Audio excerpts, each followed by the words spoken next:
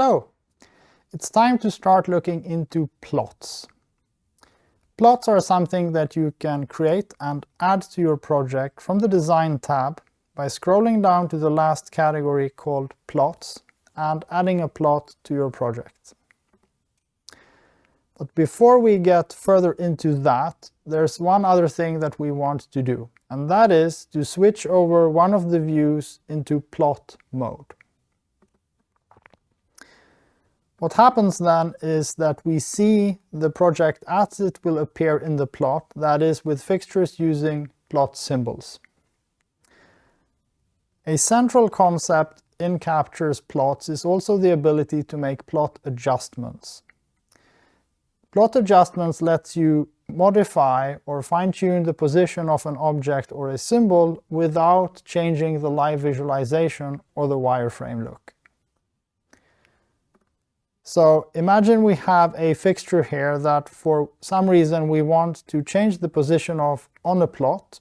What we can do is break the link to the physical world by switching over to the broken link mode that enables plot adjustments. Now when I move this fixture or the symbol of the fixture itself does not move in the live view nor in the wireframe view.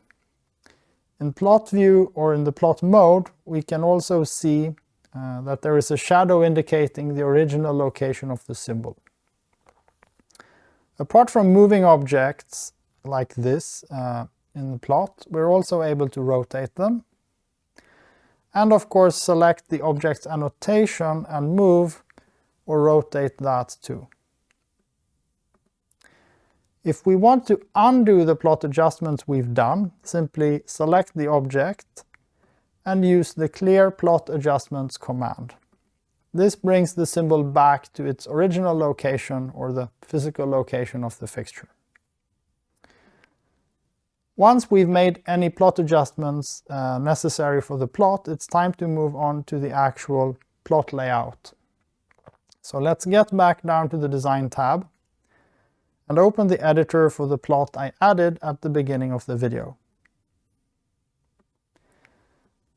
This opens the plot editor, and you can see that we start out with a blank piece of paper. The paper size and layout will depend on your currently default printer in your operating system, so it may be a good idea to start with taking a look at the page setup. So I'm going to switch over to an A3 landscape before moving on.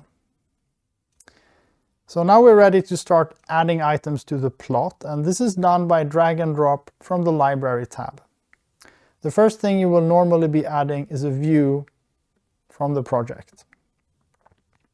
Once you've added an item to the plot, you can move it to position it and grab the corners to resize it. We also have a few navigation buttons here at the bottom right corner of the selected object that lets us zoom as well as panorate the view we just added.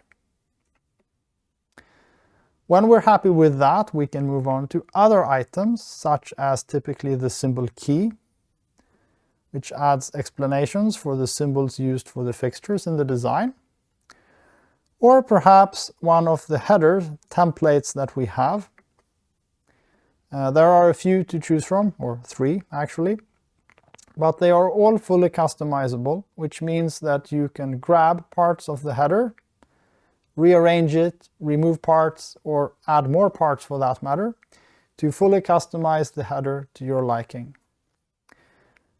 The default header or the header template also contains fields that draw information from the project category of the Design tab, where you can specify information that gets reused in every plot. Once we are ready with the layout of items in the plot, we can finish by printing or exporting the plot to a PDF. This is done using the Print or Export to PDF button at the bottom right corner of the plot editor. Thanks for watching.